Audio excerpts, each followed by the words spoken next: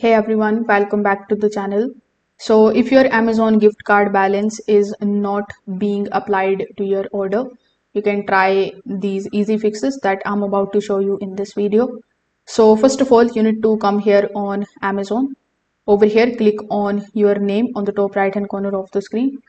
Afterwards, among the given options, you just have to look for the option of your account. Here you will see the option of your gift card balance. So here you need to make sure that your balance is available and it is not expired or restricted. If it is showing 0, it simply means that you have no balance available. So here you need to make sure that some balance is available so that it could applied on your order. Also, you need to check if the item that you are buying is eligible, because there are some products on the Amazon that basically require subscriptions, or certain digital items may not accept the gift cards.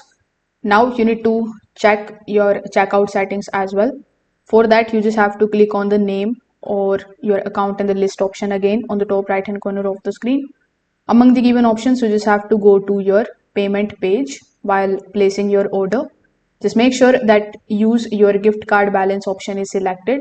If it is not applied automatically, you can select it manually before placing the order. Also ensure that no conflicting payment method is overriding it. Now, sometimes the problem is relating to your account.